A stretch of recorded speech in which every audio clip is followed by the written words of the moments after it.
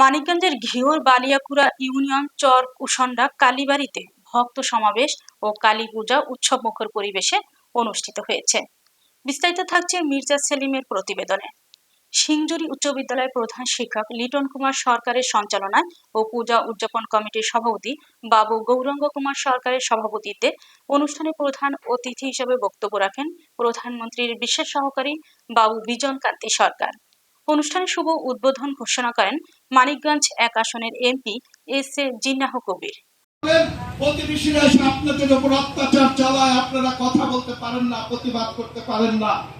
আজকে আমি কথা দিয়ে যাচ্ছি, শুধু ঘিওর দৌলতপুর সীমানায় না, টোটাল মানিকগঞ্জে আমার কোন সনাতনী ধর্মের ভাই বোনদেরকে যদি অন্যায় ভাবে অত্যাচার করা হয়, অন্যায় ভাবে যদি নির্যাতন করা হয়, অন্যায় ভাবে যদি কোনো করা হয়, এই চিন্তা আপনাদের পাশে রয়েছে। যখন ডাকবেন তখনই আপনাদের পাশে এসে আমি দাঁড়াবো আপনাদের সেই সমস্যার সমাধান করার জন্য। কিন্তু আজকে আপনাদের একটি কথা দিতে হবে, আমাকে মাথা উঁচু করে দাঁড়াবেন। কারো কোনো কথায় আপনারা পিছপা হবেন না। যদি কেউ কোনো প্রশ্ন করে বলবেন তোমরাও জীবন দিয়েছো স্বাধীনতার জন্য, আমরাও জীবন দিয়েছি, তোমরাও উচ্চত দিয়েছ, আমরাও উচ্চত দিয়েছি। এই মাটিতে তোমাদের যেমন অধিকার রয়েছে, আমাদেরও তেমনি অধিকার রয়েছে। এই মাথা উঁচু করে এখান থেকে আপনাদের মাথা উঁচু করার সংগ্রাম আমি ঘোষণা দিয়ে যাচ্ছি। যত রকম সমস্যা, যত রকম প্রয়োজন হয়, আমার এই সনাতনী ভাই বোনদের পাশে অতীতেও যেমন ছিলাম। এবং সরকার আপনারা ভোট দিয়েছেন, এখন আমাদের দেওয়ার পালা, সরকারের দেওয়ার পালা। সরকারকে আপনারা বসিয়েছেন, সরকার আপনাদের জন্য কাজ করবে।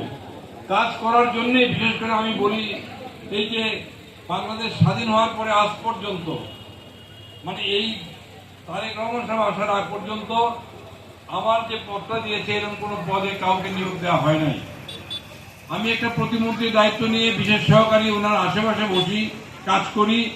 দায়িত্ব হচ্ছে হিন্দু, বৌদ্ধ, খ্রিস্টান। এবং আপনারা জানেন কিনা, বাংলাদেশে অনেক নৃতাত্ত্বিক, আমরা যাদেরকে বলি উপজাতি, আদিবাসী, এরকম বলি অনেকে, পাহাড়ি বলি, গারো, চাকমা, মারমা, সাঁওতাল, এরকম আছে না, তাদেরও কিন্তু দায়িত্ব আমার উপর দিয়েছে। এখন কি করব, তাহলে তাদেরকে সংগঠিত করব। আপনাদের সমস্যাগুলি আমরা মাননীয় প্রধানমন্ত্রীর কাছে নিয়ে যাব।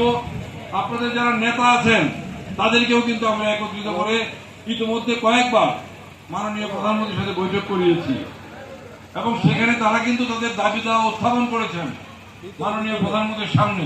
আমি জানি সেগুলো আপনাদেরও দাবি।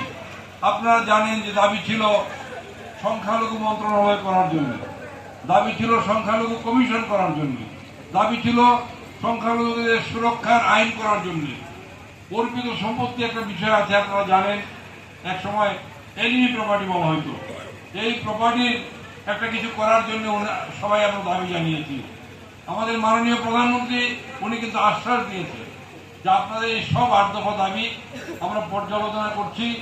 আমরা দেশের সমস্ত বিষয়ের সাথে সমন্বয় করে আমরা আপনাদের যেটা ভালো হয়